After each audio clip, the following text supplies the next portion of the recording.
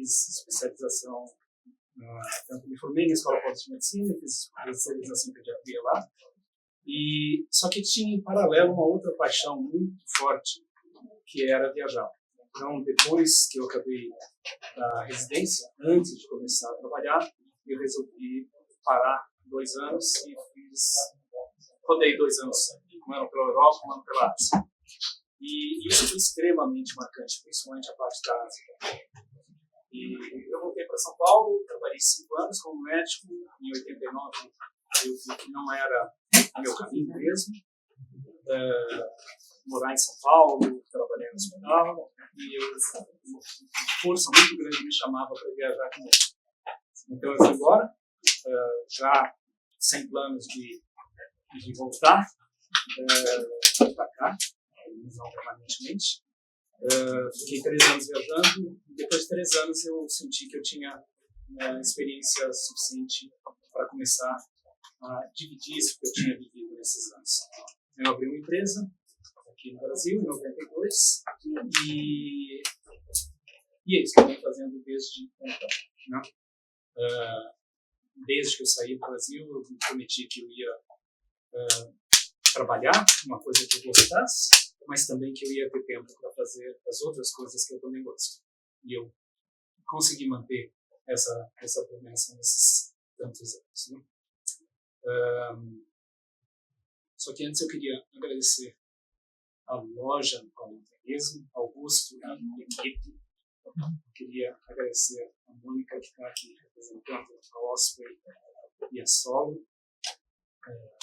A Osprey, que a gente já tem um contato, um apoio bilateral já há alguns anos, e a Solo, que é parceira dessa aqui.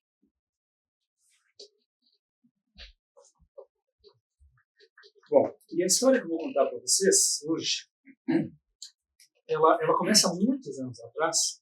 Eu estou andando pelas ruas do Tamel, que é esse bairro turístico de Katmandu, e eu vejo uma faixa dizendo que tem o lançamento de um livro de montanha. Eu não sabia o que era, fui lá, e era um guia de trek em inglês que tinha acabado de fazer uma trilha incrível que atravessava o Nepal inteiro. Até então, várias áreas da fronteira do Nepal com o Tibete estavam restritas. Estrangeiros não podiam entrar. E no ano anterior, essa restrição tinha caído. Então ele foi lá para o leste do Nepal, sem muitos planos. Ele tinha mais ou menos ideia do que ele ia fazer, mas não muita informação. E ele fez um tal da travessia inteira do Nepal, do leste, da região do Kanchenjunga, até a fronteira, na fronteira com a Índia, até a fronteira com o Tibete, do outro lado. E eu conversei com ele, achei bárbara a história, mas ficou meio dormente por muitos anos. E meu foco por muitos anos foi escalada. E eu escalei, eu fiz todo um preparo para escalar o Everest, eu escalei o Choyu com preparação, acabei escalando o Everest. Depois do Everest, eu tentei fazer o Manaslu, que é a 8ª montanha mais alta do planeta, sem oxigênio e sem Sherpa. Não consegui fazer cume, eu estava em busca dos meus limites, descobri quais são, e da maneira bem dura. Eu escrevi 3 livros. Eu imagino que estejam à venda, alguns, não sei. Esses aí estão à venda ou estão cheio? Eu acho que não tem dos outros, mas esses aqui não é. Tá vendo? Tá? Eu, no fim, acabei publicando só um, que é o Encontro Everest Choyu, mas no nosso site, modetoexpedições.com.br, tem um PDF para baixar gratuitamente os 3, se alguém tiver interesse. Ainda escalei tanto depois disso, e ultimamente eu comecei a sentir que eu estava tendo mais prazer em trekking do que escalar. E eu acho que é uma coisa que eu, de uma certa maneira, eu me orgulho de sempre ter feito correções de rumo na minha vida. Né? Respeitar fazer aquilo que eu gosto, mas parar de fazer quando eu senti que esse ciclo se encerrou. E é exatamente o que aconteceu agora há pouco com o barco. E escalada também foi isso. Por muitos anos era a minha atividade principal, e de repente eu comecei a sentir que fazer trekkings era uma coisa que estava me dando mais prazer. E daí eu nunca tinha feito nenhum trekking de longa duração. E daí eu acho que voltou essa coisa daquele encontro anos antes, e eu comecei a estudar o GHT, que é o Grand Himalayan Trail, que é isso daí, que é essa coisa meio maluca, que é você atravessar o Nepal inteiro bem próximo da fronteira com o Tibete. São entre 1.700 a 1.800 quilômetros. Na realidade, tem vários GHTs, né? Tem o GHT mais alto, que é esse, mas tem um GHT mais baixo. Teve algumas pessoas que fizeram a parte mais baixa correndo 1.800 quilômetros em 82 dias. E fizeram a parte mais baixa porque na parte mais baixa não tem nenhum trecho de escalada. E não tem nenhum trecho de barraca. Basicamente, você consegue ir de abrigo, montanha, lodge, como a gente chama no Nepal, de um para o outro. Então, eles conseguiram fazer isso muito leve. Né? Enfim, daí o ano passado, eu, depois de estudar bastante, conversar bastante, ler o que tinha, eu resolvi fazer o GHT, e a ideia era fazer uns 4 meses e meio. Né? E esse trekking, ele tem talvez o nome que mais conte o que ele é o desnível de altimetria periférica. Ao percorrer o GHT inteiro, você terá subido 100.000 metros, 100 quilômetros, somando todas as subidas do trekking inteiro. Então era um projeto assim, muito ambicioso, mas por outro lado, assim, eu fui para o Nepal a primeira vez em 83. Eu não vou para o Nepal há 40 anos. De 92 para cá, eu passei basicamente pelo menos 3 meses por ano no Nepal. Eu guiei 73 grupos ao campo base do Everest. Fazendo a conta disso, eu passei 3 anos da minha vida nessa trilha. Não no Nepal. No Nepal são vários anos. Na trilha, 3 anos. É um lugar que eu amo. Eu amo a paisagem, mais do que tudo, eu amo as pessoas de lá. Pessoas incríveis. E o Nepal tem uma variedade não só geográfica, eles são 3 áreas definidas aqui. A gente tem essa parte de baixo, que chama Terai, que cultural e geograficamente é muito parecida com a Índia. As pessoas têm cara de indiano, são hindus, é quente, e é uma região que ficou isolada durante muito tempo, porque aqui era uma floresta incrível, cheia de animais, cheia de tigres de Bengala e muita malária. E o único povo que habitava o Terai era um único povo do planeta que geneticamente é resistente à malária.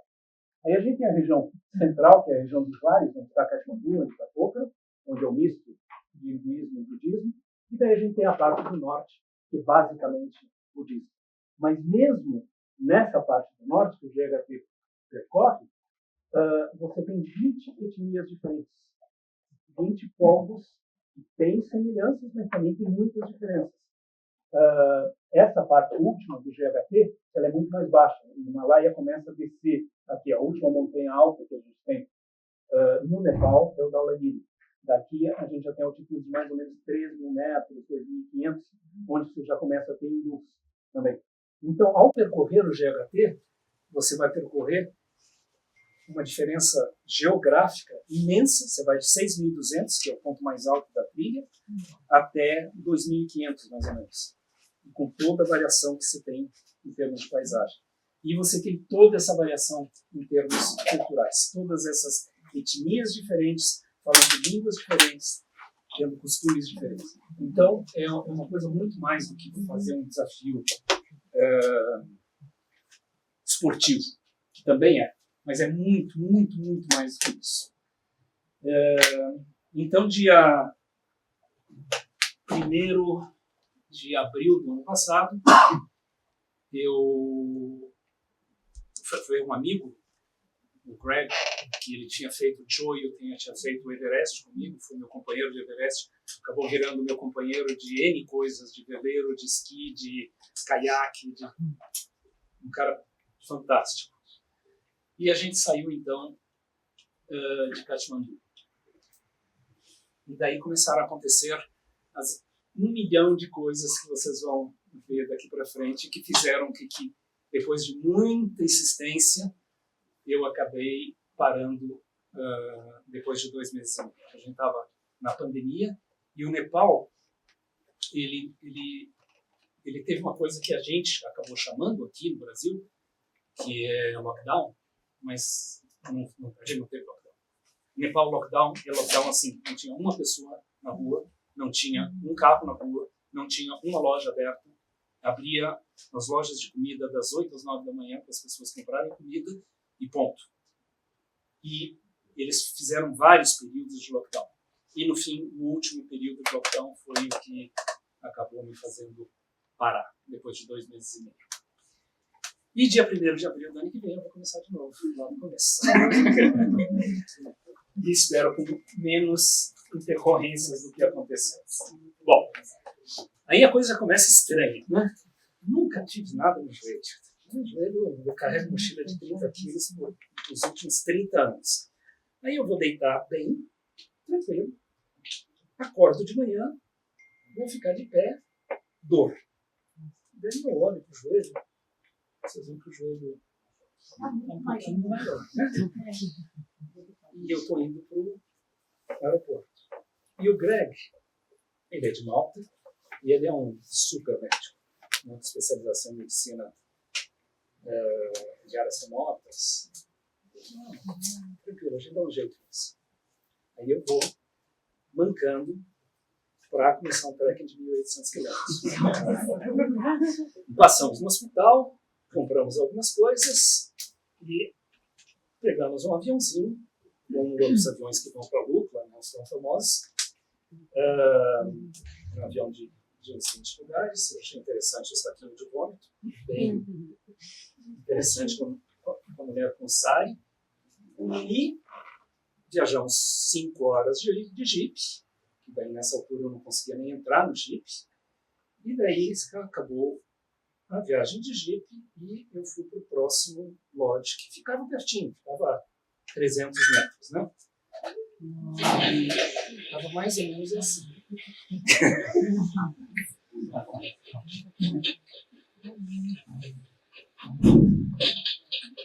E o Greg falando, tranquilo que eu vou ver. O Greg é esse cara que na parede do boxe, 7.100 metros, ele sempre foi mais forte que eu, mais rápido que eu. Ele começa a ficar devagar, eu alcanço ele, que eu nunca alcançava. E eu falei, o que aconteceu, Greg? Ele falou, um ciclo do cume do Everest, a gente vai fazer cume no dia seguinte. Eu estou com cálculo renal. Esses 2 meses de expedição, né? Pô, Greg, sinto muito, né? Não, eu vou. Não, isso não é saber. Não, eu vou tranquilo. Tira, ele está com aquele macacão de pena de dança, né? Ele tira a mochila, pega um escutão injetável, injeta na coxa, através do macacão de pena de dança, põe a mochila nas costas, sobe, elimina o cálculo durante a noite, no dia seguinte a gente faz isso. Sou o Greg. Mas eu não sou o Greg, mas estou confiando no Greg. Bom, chegamos no primeiro lodge, aí já começa um tipo, para quem foi para o Nepal, ou para quem vai para o Nepal, lodges muito mais simples, né?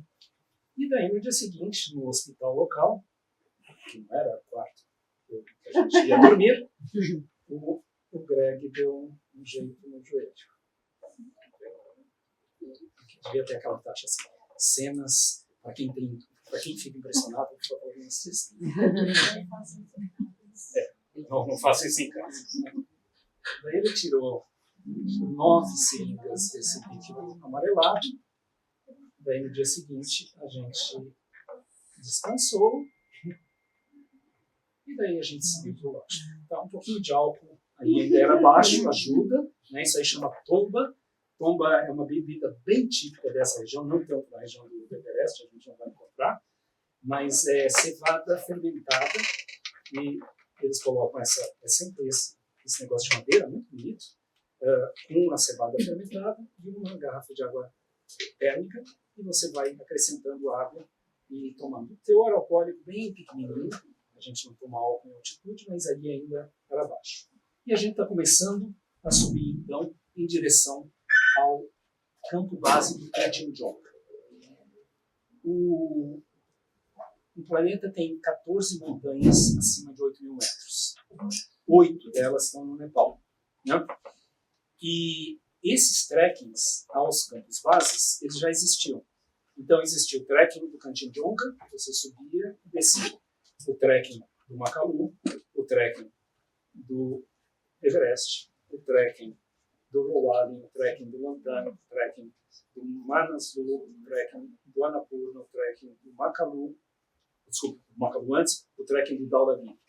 Então, o que esse cara fez foi juntar tudo lá por cima. A gente entra, sobe até o campo base do Kanchenjunga aclimatando, e daí permanece lá em cima. A ideia seria descer 5 meses depois. Aí é um exemplo típico do lodge dessa região. A comida típica do Nepal chama Dal Bhat Tarkari. Dal é lentilha, Bhat é arroz e Tarkari é algum tipo de legume, batata ou alguma coisa assim. Tipo um espinafre que cresce lá e cresce um pouquinho em altitude. E isso é o que o nepalês come todos os dias da vida.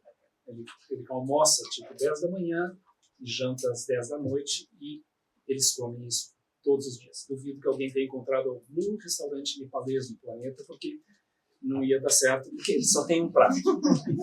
E, ao contrário do campo base do Everest, onde os lodges estão adaptados para a gente, né? Então tem um menu bem variado, você come uma coisa um dia, outra coisa outra, enfim. Lá não, lá era Dal Bhat e Dal Bhat, né? E o Dal Bhat, ele é rodízio, você pode comer quanto você quiser, você paga um preço só e eles vão servindo. Né?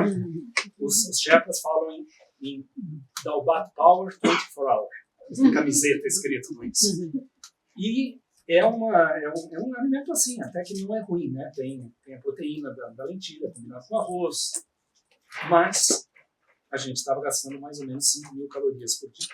A gente estava com uma mochila de 30 quilos e subindo em média 800 metros todos os dias e descendo uns outros dados. E você não consegue comer mais do que 2 porções de como se fosse arroz com feijão. Estufa, você não tem apetite.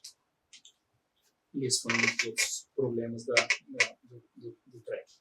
Porque a gente não tinha comida suficiente, não tinha onde comprar. A gente está no 2º ano de Covid, não tem absolutamente ninguém. Em 2 meses e meio eu encontrei 10 pessoas fazendo toda essa parte, inclusive a parte do Everest. No Everest, 52.000 pessoas vão todo ano. A gente, em 2 meses e meio, encontrou 10 pessoas, 10 estrangeiros. Então, normalmente, esses lugares já não tem nada muito para você comprar. No meio da pandemia, não tinha nada. Né? Essa é uma cozinha típica de qualquer um desses lodges. E a gente começa, então, por uma região razoavelmente baixa. Aí ainda é plantação de arroz. E conforme você vai subindo, já não cresce arroz, começa a crescer batata, trigo sarraceno e principalmente cevada, que é a base da alimentação dos tibetanos. Florestas lindíssimas, florestas temperadas nessa região de ao redor de 3.000, 3.500 metros, e aos pouquinhos vai mudando a paisagem. Muito de toda essa parte que eu fiz, desses 2 meses e meio, foi seguindo vales de rios muito caudalosos, e daí começam a aparecer os gigantes do Himalaia. Essa montanha tem 7.200, muito pouca escalada, chama Janu, e por uns 2 dias ela ficou à nossa direita. Esse é o último vilarejozinho, antes de chegar no campo base do Kanchenjunga. Essa parte a gente ainda foi devagar, aclimatando. Né? Então, a cada 3 dias parava um dia, dormia 2 noites no mesmo lugar, para a gente poder tocar. E era mais ou menos esse tipo de paisagem nessa parte mais alta.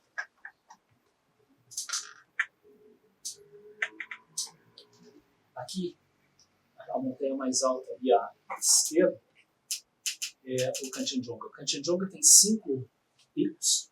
Ele é a terceira mais alta do planeta. É o Everest, no Nepal, fronteira com o Tibete. Depois é o K2, no Paquistão, fronteira com a China. E depois o Kanchenjunga, fronteira com a Índia. E essa foi a primeira noite de barraca. Até então a gente estava ficando só nesses lodgezinhos. Né? E aí começou, desde o terceiro, quarto dia, começou a nevar, e nevou absolutamente todos os dias. Eu vou para o Nepal assim, constantemente há 30 anos, né? Desde 92, todos os anos. Em 30 anos eu nunca peguei um tempo tão ruim quanto eu peguei no GHT. Então, isso restringiu, inclusive, o quanto a gente podia caminhar. Porque ao redor do meio-dia começava a nevar e a gente rapidamente descobriu que esse era o padrão e foi o padrão que nos acompanhou.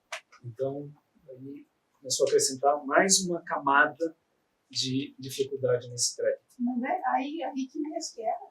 Isso é abril. Isso aí é tipo... A barraca ainda é abril.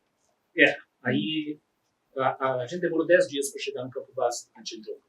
Então, isso aí é tipo 10, 11 de abril. Uma coisa assim. E o joelho nunca mais. São Greg. Eu hoje não entendo muito bem o que aconteceu. Nunca mais. Eu cheguei nesse trekking, eu subi 50 mil metros. Acho que era alguém me dizendo assim, não vai. Eu falei, eu vou. Com o apoio do Greg. Bom, depois que você chega, na realidade, nesse ponto, é que começa o GHT. Se a gente quisesse, a gente podia, se tivesse aclimatado, a gente podia ter pego, se tivesse grana, podia ter pego um helicóptero e voado para aí, porque aí realmente é o começo do GHT. A gente está na fronteira da Índia e vai até a fronteira com o Tibete, lá do outro lado. Então, depois disso daí, a gente desce e vai para um vilarejo extremamente bonito, extremamente tradicional, muito poucos estrangeiros passam por aí. Tem um monastério muito bacana e super, super, super tradicional, muito simples o lugar. E continuava a nevar. E daí a gente vai fazer o primeiro passo. O passo é uma cela entre 2 montanhas, você tem um pedaço mais baixo, que é onde você vai passar para o próximo vale.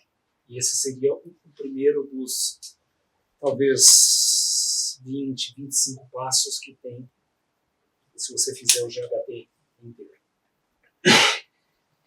E nevou. E nevou, e nevou, e nevou, e nevou. E a gente subiu para o passo e tinha muita luz. E não sei se vocês já tiveram esse tipo de experiência, andar em neve fofa é muito complicado. Você põe o pé, afunda. Eu tinha passado um pouco antes, tinha o que a gente fala de aberto a trilha, né? E o Greg estava atrás. E a gente continuou subindo. Eu estava talvez a 200 metros do passo e o Greg ele tinha feito uma Makalu, que é a quinta mais alta, sem oxigênio e sem Sherpa. E ele teve congelamento do dedão dele. E depois que uma parte do corpo congela, fica muito mais perigoso de recongelar e fica muito mais doloroso. E a gente optou por abortar esse passo.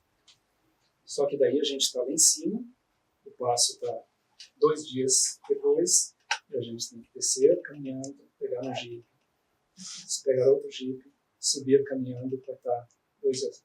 Então, seria 8 dias depois, a gente chegou do outro lado do passo. Muito desapontado, porque a ideia era você fazer contínuo. Né? Menos de 100 pessoas fizeram esse trekking inteiro até hoje no mundo. Né? E isso não é uma razão de fazer isso, Mas todo mundo que gosta de algum esporte tem essa coisa de superação, né? Então você fala que tem uma coisa que pouca gente fez, quem tem isso no sangue começa a coçar, né? Então a gente ficou super desapontado, mas tudo bem, vamos embora. Depois, isso aí a gente pula, vamos fazer o resto. Gentilmente cedida a calça que o Augusto me deu para testar lá, super aprovada. Se vocês quiserem comprar uma calça de trekking muito boa, essa daí é excelente. Bom, descemos, pegamos uma agradável viagem de 9 horas, mais ou menos assim.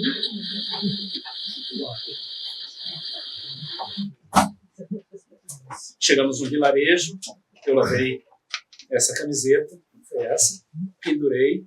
No dia seguinte, eu não estava mais lá. Alguém realmente conseguiu fazer as camisetas. Fiquei extremamente triste, por isso que eu te pedi outra quando eu voltei para cá. Aí a gente pegou outro dia, mais trocentas horas. Assim, realmente não é assim. Sem descanso. 8, 9 horas desse jeito. Sacudindo de vez. E o joelho? Ótimo. O problema são outras partes. As costas, todo o resto ruim. O joelho estava ótimo. Olha, quase. E não era muito mais lento. E daí entra essa coisa da gente mudar de etnia, né? A gente desceu. Então, uma das coisas que diferencia entre as etnias, além do nome, no Nepal, o teu sobrenome é o nome da tua etnia. Então, se você é Sherpa, você chama Dawa Sherpa. Se você é Tamang, você chama não sei o que Tamang. Se você é Rai, você não sei o que Rai. E para os Sherpas tem uma história mais engraçada ainda, porque o primeiro nome deles é o dia da semana que eles nasceram. Então, tem 7 nomes e um sobrenome. Meu primeiro curso de montanha era eu e 30 Sherpas. No dia da chamada, assim, segunda-feira Sherpa, né? Dawa Sherpa. Eu. Terça-feira Sherpa. Eu. 5 homônimos. Eu vou ficar pensando, esse negócio com banco deve ser complicado, né? Um Dawa Sherpa dá o calote, 1/5 da população fica com o nome sujo no Serasa, né? Essa mulher ela não é Sherpa, porque as Sherpanis não usam brinco no nariz. Então, os adereços das mulheres é uma boa maneira de você diferenciar etnia de etnia, né? Bom, daí continuamos, daí teve algumas noites de acampamento e a gente chegou nesse rio extremamente caudaloso e a ponte tinha ido embora. E a gente subiu o rio e não tinha nada perto. E a gente desceu o rio, não tinha nada. E a gente subiu o rio e ficamos umas 4 horas nessa, e esse tronco ali olhando pra gente. E a gente falou, isso aí não. Isso aí não, porque esse cara morreu. E era assim, muito caudaloso. Só que não tinha, no fim não teve outro jeito. E a gente estava com uma mochila muito grande, muito alta e instável. E o tronco estava molhado por conta do rio. Né?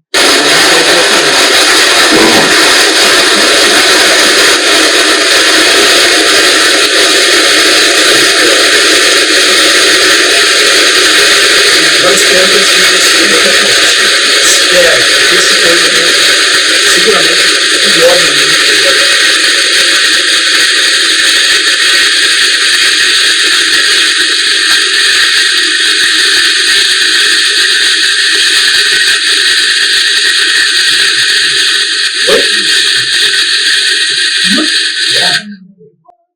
Não adiantava.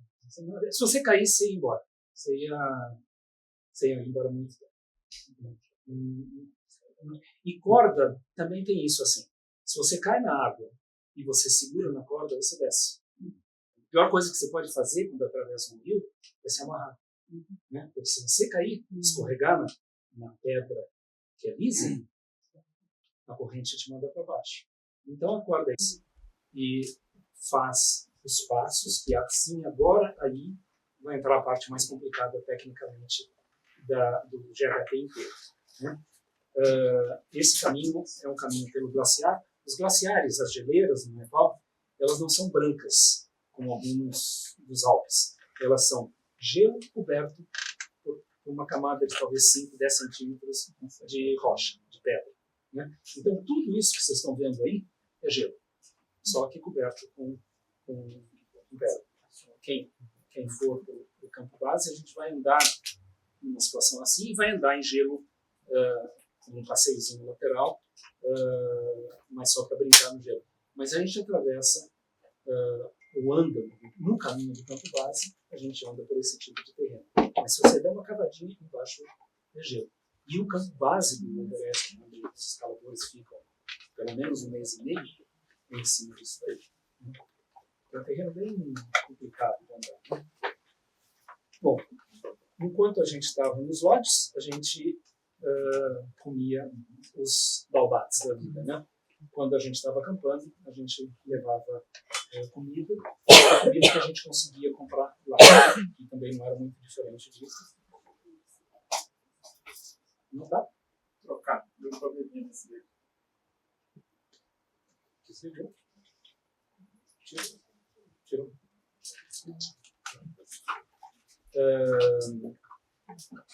Então, daí a gente cozinhava, mas no fim a gente acabou levando comida normal, não levamos liofilizado.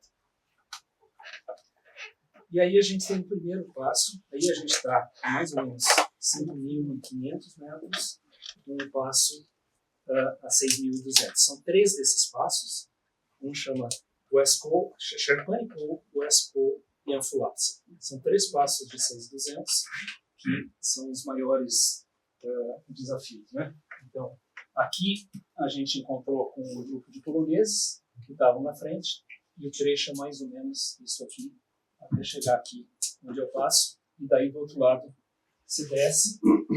No dia seguinte tem outro passo de 6.200, e no outro dia, aí tem um intervalo de 2 dias, tem outro passo de 6.200. E o lugar incrivelmente bonito, assim, deslumbrante, dos lugares que dá vontade de ficar uma semana. E tem uma montanha, que não está aí, que chama Baruntse, que é um 7.200, que por muito tempo teve na minha lista de desejos de escalar. E a gente passou do lado dela, mas o objetivo não era escalar, o objetivo era fazer o GHT. Apesar da gente estar com tudo, tá com corda, bota dupla, crampon, piolê, cadeirinha, parafuso de gelo, toda coisa. Aí no topo de um dos passos, vocês veem que tem um campo de gelo de um lado, que você tem que atravessar, sobe o passo, desce, um campo de gelo do outro lado. Nossa. São lugares assim, incríveis. Aí, ao fundo, já é uma Makalu, que é a quinta mais alta. Ao fazer o GHT inteiro, você vai passar por todos os 8.000 do Nepal. Ou muito próximo, ou no campo base. Aí no topo do passo. E depois do terceiro passo também é um passo complicado, e tem um rapel, são vários rapéis, na realidade, de 400 metros, e daí você chega na região do Everest. Aí eu tinha chegado em casa. Né? Aí era outra história. Essa é a dona de um dos lotes, com quem a gente trabalha há 15 anos ou mais, e a gente até fez um desvio, a gente não precisava descer até esse vilarejo, que chama Diboche, a gente fez questão de descer, porque aí é outra história. O lodge é gostoso, e ela tem uma padaria, tem uma bakery, com uma torta de maçã, um cheesecake, com todo de vidro, um lugarzinho, e com uma televisãozona, onde ela passa todo dia o filme Meru, ou qualquer outro filme de montanha, eles têm alguns lá. Quem não viu Meru, veja, porque é maravilhoso o filme. Então a gente foi lá, a gente tentou lavar roupa, ela não deixou, ela foi lavar a nossa roupa, secamos a roupa e ela está secando no chão. E daí no dia seguinte a gente partiu de novo. Daí, de uns anos para cá, na região do Everest, e isso principalmente a moçada que está viajando mais tempo e que está viajando independente, os mochileiros, eles fazem o que se chama hoje do trekking dos 3 passos. Então, em vez de simplesmente você subir até o campo base e descer, você vai a um passo de 5.300, desce a 4.700, sobe a 5.300, desce a 4.700, sobe a 5.300, desce a 4.700. E foi o que a gente fez, né? Tanto o Greg quanto eu já tínhamos ido N vezes no trekking do Everest, então a gente, e o GHT vai lá por cima, sempre por cima, né? Sempre mais próximo da fronteira com o Tibete. E nesse ponto você está a mais ou menos 5 quilômetros do Tibete, está muito próximo. Esse é a base do primeiro passo. Aí, já no segundo passo, você tem que atravessar esse glaciar como se fosse uma trilha. Não é bem uma trilha porque o glaciar está em movimento, mas eles colocam esses montes de pedra que sinalizam o caminho, né? E esse é o maior glaciar do Nepal, chama Guzumpa Glacier, e é o glaciar do Choyo, que é a 6ª montanha mais alta, né?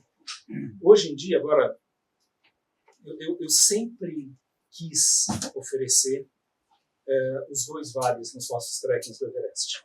O Vale do Campo Base e o Vale do Gokyo, que é lindíssimo, como vocês vão ver. Só que esse passo é um passo bastante duro. E apesar da gente sempre explicar para os nossos clientes que quando a gente oferecia um trekking, de modo geral a gente oferecia um que era só o Campo Base e um que era o Campo Base e Gokyo. E sempre que a gente oferecia isso, a gente explicava que esse dia era um dia duro. Mas chegava em Gokyo, a gente fazia de Gokyo, a gente fazia de oeste para leste. Chegava em Gokyo e vendo como as pessoas andaram até lá, sempre tinha 1, 2, 3 pessoas que eu precisava falar para elas: olha, eu vi vocês caminhando e infelizmente vocês não vão dar conta. E era uma coisa muito chata, muito triste, uma choradeira, era ruim. Eram as pessoas mais lentas e eram as pessoas justamente que eu não ia estar com elas, porque elas tinham que fazer uma volta de 3 dias a cavalo para ter a chance de encontrar do outro lado. E daí a gente acabou cortando o bloco da história. Por vários anos a gente não ofereceu mais. Aí, 2 anos atrás, veio a ideia de que eu queria voltar a oferecer Gokyo. Só que se a gente oferece só Gokyo, ninguém vai porque todo mundo quer ir para o Campo Base do Everest. O Everest tem essa coisa, né? Essa atração, essa magia, né? E daí eu propus, foi março do ano passado, né? No teu grupo primeiro, né? E foi um grupo muito especial no sentido de que o Nepal estava fechado. A única maneira da gente ir fazer o trekking era fazer 10 dias de quarentena. E o grupo topou. E a gente ficou 10 dias no hotel. Eu nem peguei um hotel perto da cidade porque eu sabia que as pessoas... Porque não tem controle. E essa é a história.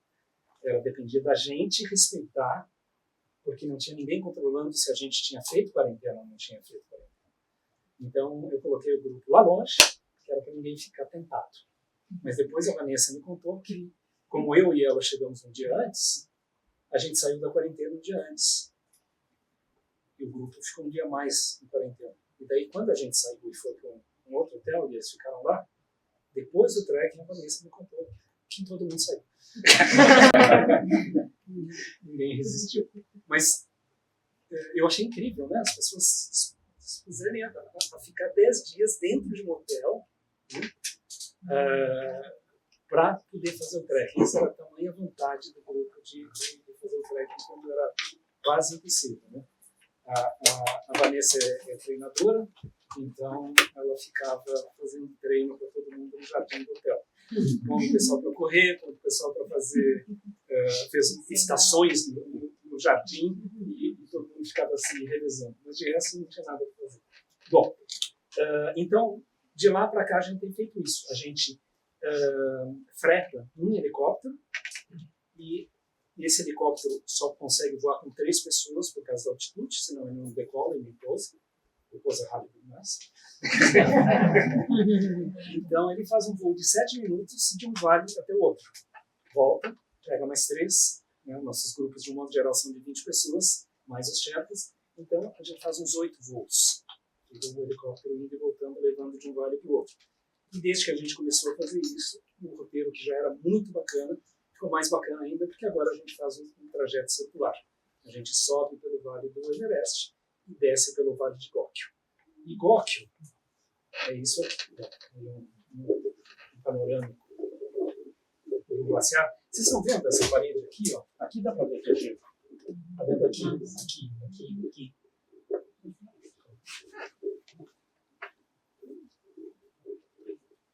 E dá umas 2 horas de travessia nesse glaciar. O trecho inteiro, que a gente faz em 7 minutos de helicóptero, se você fosse caminhando, demoraria 3 dias. É o Chola Pass? É o Chola, exatamente. O Chola, de um modo geral, a gente vai a pé, um lote que fica antes do Chola, faz o passo, fica no outro lote que fica depois do passo, dá umas 8 horas de caminhada entre um lote e outro, e daí atravessa o glaciar, dá mais umas 2 horas, 2 horas e meia, você está em Góquio. E daí, Góquio é isso. São 3 lagos de degelo, turquesa. A gente fica num hotel, que é exatamente na beira. Você tem esse lago, ao fundo é o Choio, é a cesta mais alta. E a gente faz uma caminhada até esse ponto. Aí a gente está a 5.000 metros, a gente está vendo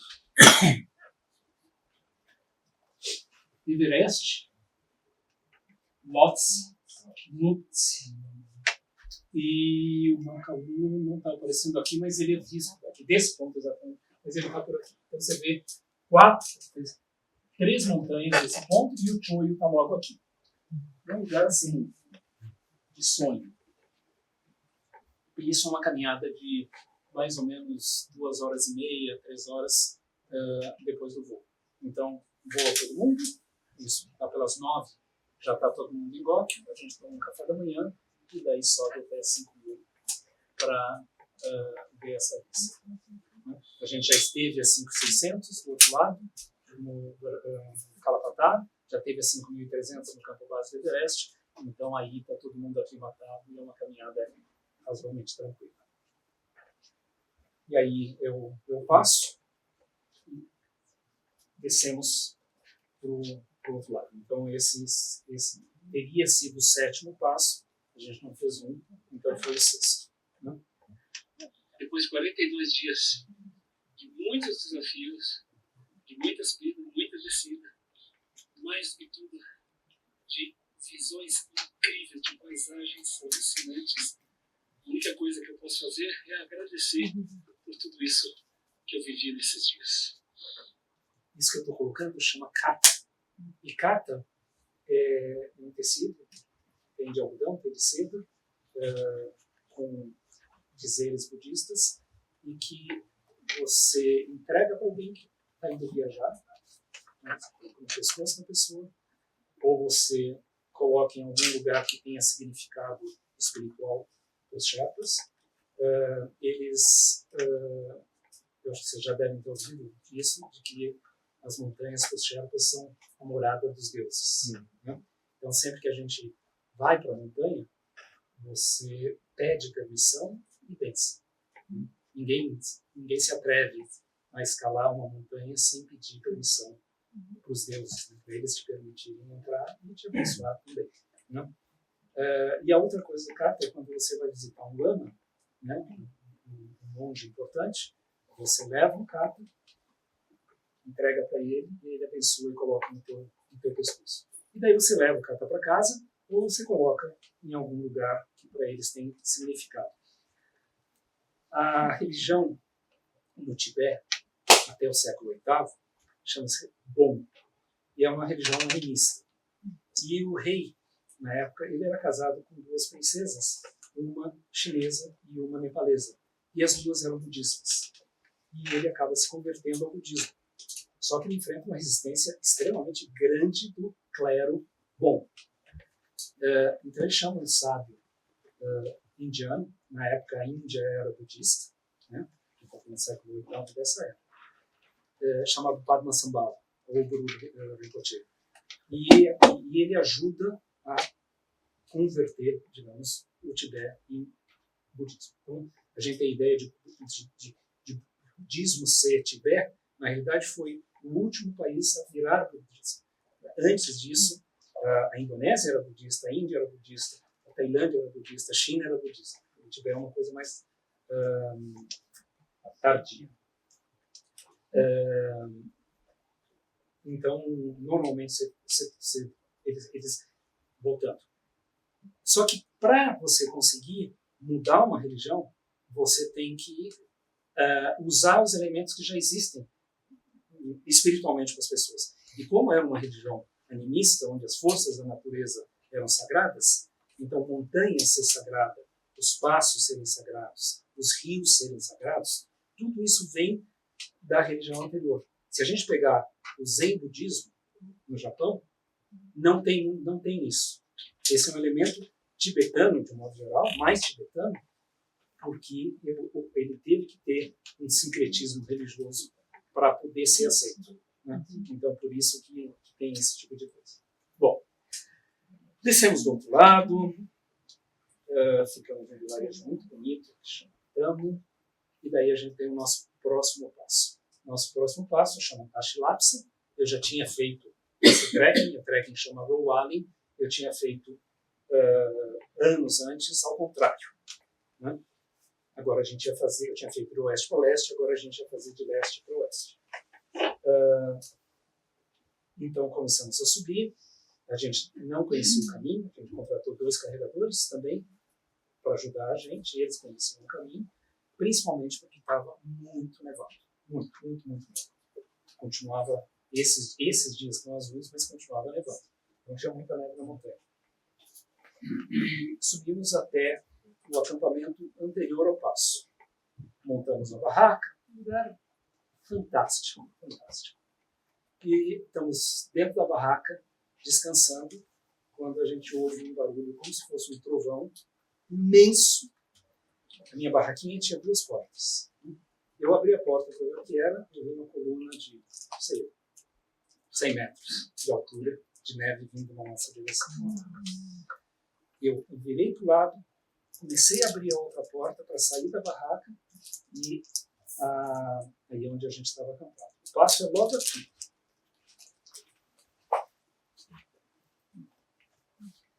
Estava bem pertinho.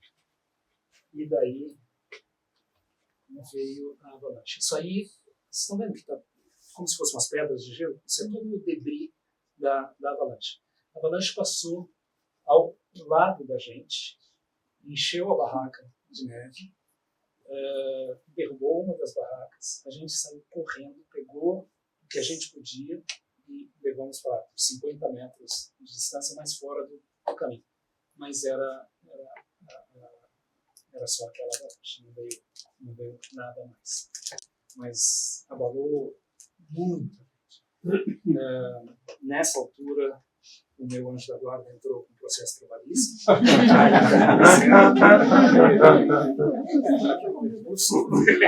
Já me livrou. Ele falou, essa foi a última. Agora é contigo. Agora eu não tenho. Não faça mais esse tipo de coisa, porque eu não vou te ajudar.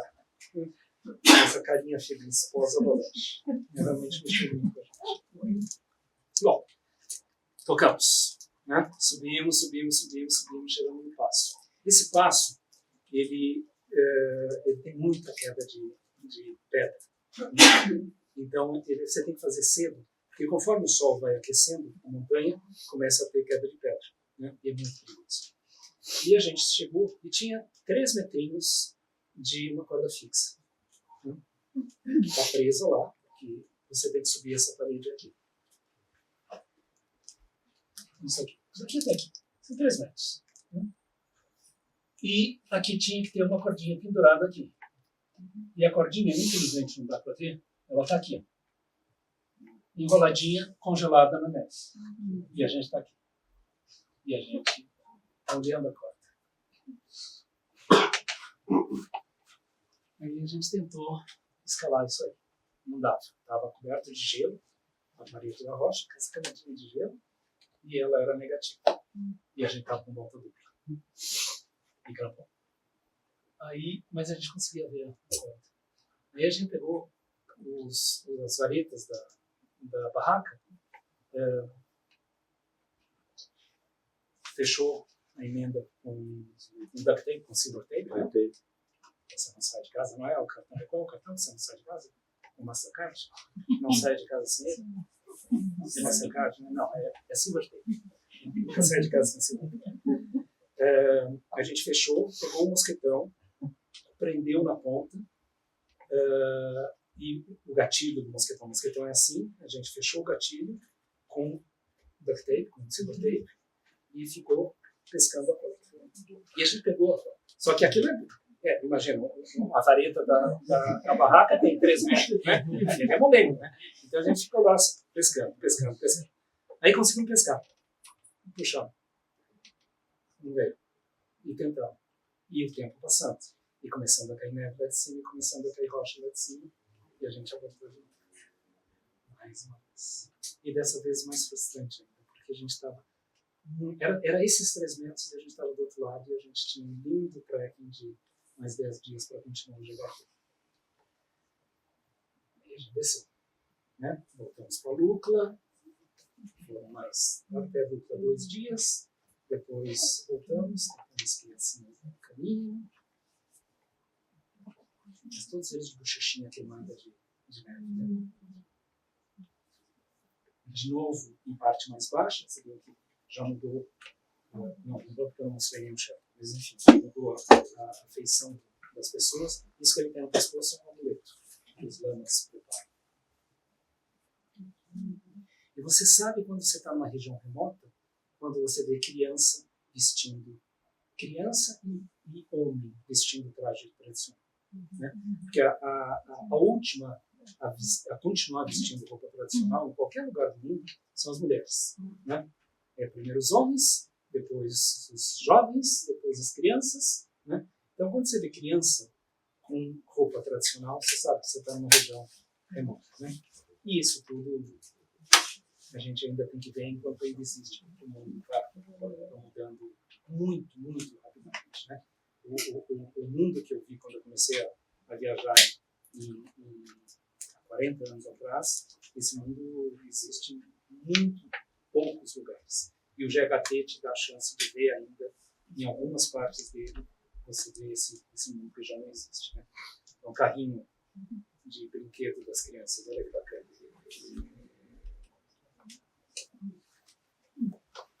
Bom, aí a gente está na trilha que abastece Lukla e que abastece Nantes. Nantes chama Nantes Bazar porque tradicionalmente era um entreposto. Há muito tempo atrás, 50 milhões de anos atrás, as duas placas tectônicas colidem, a placa do subcontinente indiano entra embaixo da placa centro-asiática e faz subir o Himalaia. Onde é o Himalaia era um mar interno. Então tem muitos depósitos de sal. O Nepal não tem saída para o mar e era isolado, e então não tinha sal. E o Tibete é muito alto e não cresce muita coisa. O Nepal tinha grão, o Tibete tinha sal. Então se estabelecem rotas de caravanas de iaques para levar sal e comerciar por grãos.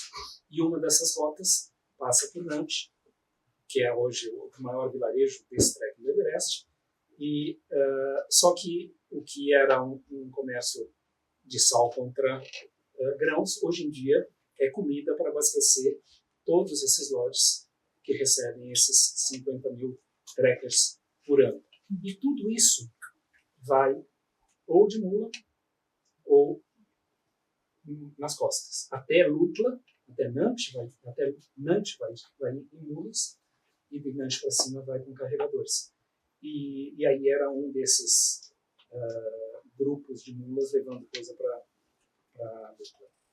E aqui dá para ver, isso a gente encontrou dali para frente, quase que até o último dia, desabamentos. Por conta desse período que estava chovendo tão desproporcionalmente, a estrada em muitos pontos tinha ido embora. Né?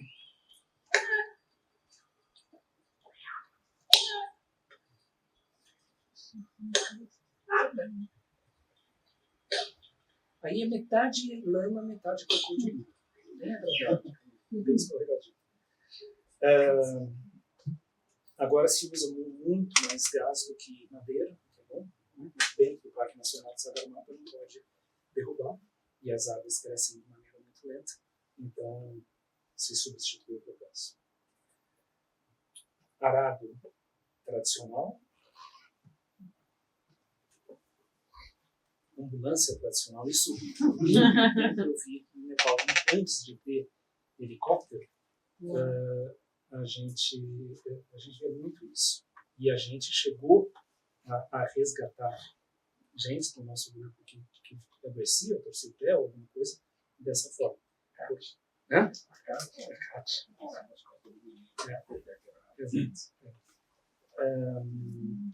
Hoje em dia, o helicóptero chega em qualquer lugar, né? Então a gente não vê com tanta frequência.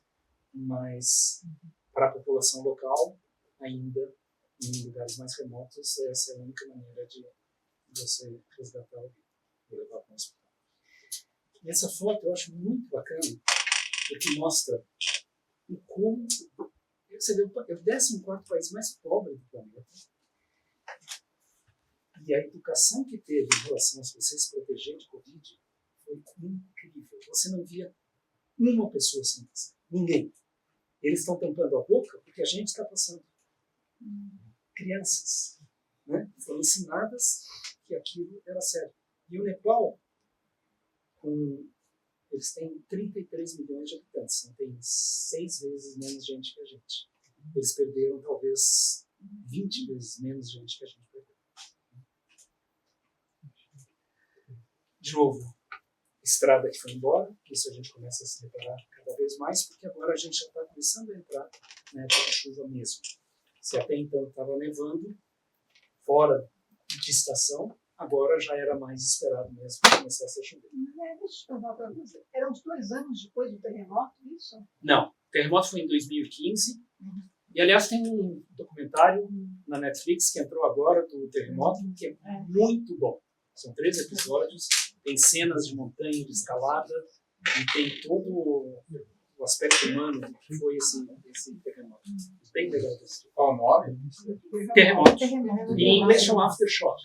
Em português, terremoto no Everest. Terremoto no Everest. Muito legal. Bom, voltamos para Katmandu.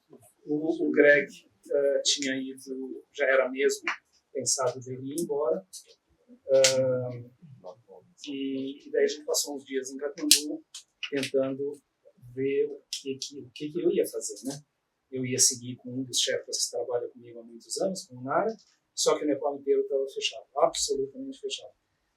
E fazia, como já fazia parte dessa ideia da gente chegar em Katmandu, então vocês imaginam, já tem 2 meses disso daí, e sonhando, porque num determinado ponto, depois de 2 meses, você chega a 4 horas de ônibus de Katmandu.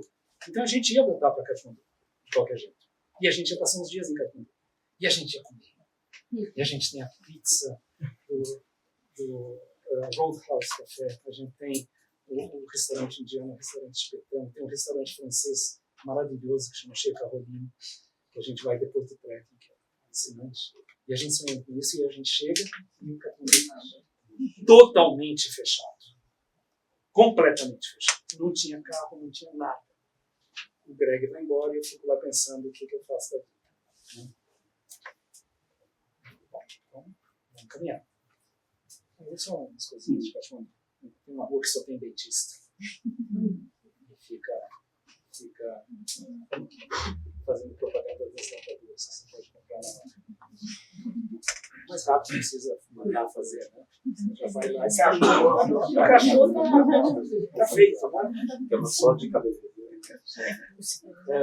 O documentário ou quem verá, Langtang foi uma das regiões mais afetadas pelo terremoto. Langtang simplesmente desapareceu. No documentário tem 2 fotos de um antes e depois, que é assim, chocante. Antes um vilarejo grande, depois nada. E Langtang está pertinho de Katmandu. Normalmente você pega um jeep, anda 8 horas de jeep e começa o trekking. Mas não tinha jeep, então a gente saiu andando até. Bem bacana. Experiência interessante. Tinha esse cidadão que tinha um pouquinho de bicho de estimação. E isso é mais ou menos o que a gente se encontrava para comprar no caminho, no GHT inteiro. Os refrigerantes todos vencidos, miojo, que era outra opção de comida para a gente, que tem esses saquinhos aqui são de miojo local, né? E só, mais nada. Sopa,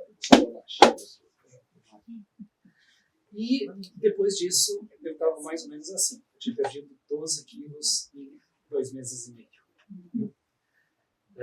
Muito por insistência da Vanessa, eu estava. A Tânia, está aqui?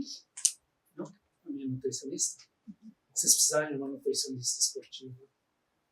Tânia Rodrigues, aqui em São Paulo. Maravilhosa. Ela falou que daqui a pouco aqui. Aí eu vou encher o saco dela de novo para o próximo GHT. Mas a gente não tinha muito, como a gente estava sem carregador há uma falta de tempo, a única coisa que a gente conseguia levar foi um pouco de whey, para dar uma compensada na proteína, mas a lista que a Vanessa me passou era 10 vezes maior, tinha que levar mais um monte de outras coisas, mas não dava para carregar. Então, a gente emagreceu muito. E exatamente, não porque não tinha comida, tinha quanto dobate a gente queria, só que depois de 2 pratos de dobate, você não consegue comer mais, e talvez um prato de dobate tenha 2 pratos de dobate, talvez tenha 800 calorias, alguma coisa assim. 4 pratos por dia, a gente estava com metade do que a gente estava gastando, com certeza. Bom, continuamos o nosso trekking, a gente passa por esse lago, que é um lago que é um lago sagrado, dedicado a Shiva. Florestas, de novo, agora a gente está em altitude muito grande, florestas incríveis. Esse é um lugar legal, né? Porque se a gente pensar em hard rock café, é uma rocha dura. Então esse é o legítimo, único, original hard rock café. Né? Infelizmente estava fechado. Quem sabe o que tem aí?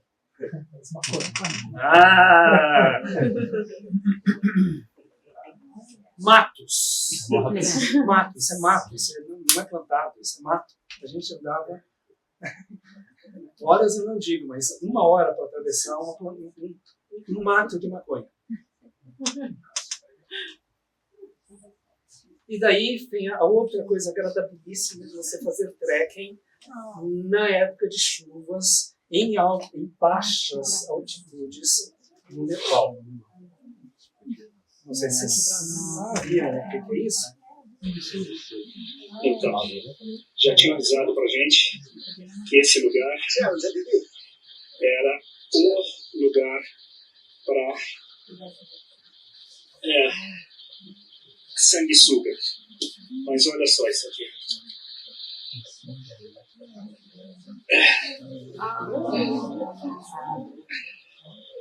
Amazônia também, né?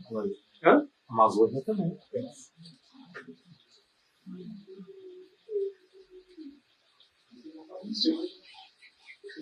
Não faria drenagem. É uma moda, né? E é um horror, porque assim, você não vê ela entrar, você não vê. Ela tem um sensor térmico, ela cai da árvore, cai no teu pescoço, desce, ou entra pela meia. Ela entra, outra perna, ela gruda na bota, entra dentro da meia e injeta um anticoagulante. Ela entra desse tamanho, ela sai do olho assim, 3 centímetros, e vai embora. E você não sente, não dói. Só que você continua sangrando. Então, todos os dias a gente tinha isso. Né? daí eu tomo também, né? Ok. Companheiro de vida. Só alguma coisa lá. E daí a gente pega mais um carro, porque daí já tinha reto, e daí o carro bate. E daí, nossa, o carro cai. E daí,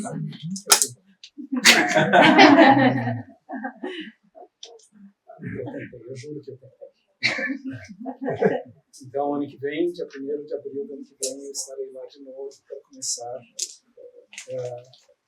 fazer ele inteiro. Temos aqui alguns potenciais companheiros, que eu não sei se já tinham visto todas essas fotos, eu não tinha mostrado, para fazer os 2 primeiros meses de GHT comigo no ano que vem. É isso, pessoal. Brilhante.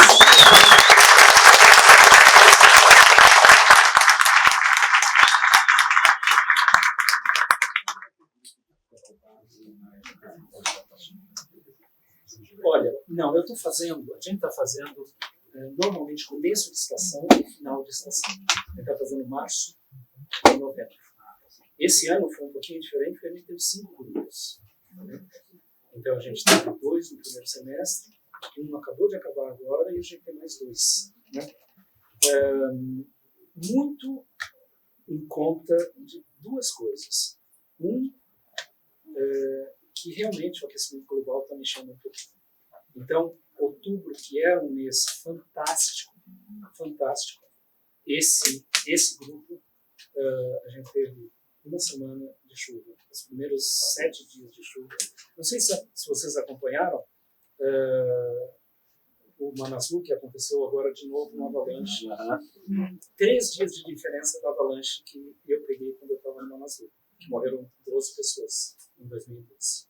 10 anos depois, com 3 dias de diferença, teve outra avalanche. E saiu um artigo no New York Times de um estudo que eles estão fazendo, dizendo que todo o Sudeste Asiático vão ter daqui para frente monções mais duradouras e mais intensas. E normalmente acabam as chuvas em setembro. Então, a ideia é que talvez outubro, que sempre foi considerado um mês muito bom, talvez daqui para frente não seja tão bom. Março e novembro tem outra vantagem, que tem muito menos gente. Uma parte são 2 graus a menos, é um pouco mais frio do que abril e outubro, mas tem muito menos gente. Então a gente, quem vai no segundo semestre, tem a chance de ver o campo base do Amador em super atividade, porque o Amador se escala em outubro e novembro, e quem vai em março pega o campo base, não com escalador, mas já com os Sherpas que vão 20 dias antes para começar a montar o campo base. Manuel, se alguém tivesse só 30 dias para fazer GHT, teria que escolher alguns trechos, né? Eu não sei se um trecho. Qual é o filé mignon? Se você tivesse que escolher um trecho, qual você escolheria? Para quem não fez, eu continuo achando, depois de 30 anos de andar em 7 continentes, eu continuo achando o trekking do Campo Base do Everest o trekking mais bonito. Como tudo, como cenografia, experiência cultural, tudo. Isso, exatamente. No pacotão, você acha que a gente vai começar um novo trekking agora dia 1º de maio. Eu acho que o Aguinaldo já foi, já. O Aguinaldo que vai guiar, ele chama Huayhuash. Para mim, em termos de paisagem, é o segundo trekking mais bonito do planeta. Aí tem o Pine, né? Mas esses 2 eu acho fora da curva. Só que o Campo Base do Everest tem a coisa cultural, que o Huayhuash tem um pouco, mas menos. Né? Então, esse conjunto de uma paisagem incrível, de você estar rodeado de montanhas o tempo inteiro. E ao contrário dos outros trekkings do Nepal, que também são muito bonitos, você, de um modo geral, tem montanha de um lado. Ou você dá a volta numa montanha. Então, o Round Annapurna, o Round Manaslu, você dá a volta no Manaslu. O Kanchenjunga, você vai até o Kanchenjunga.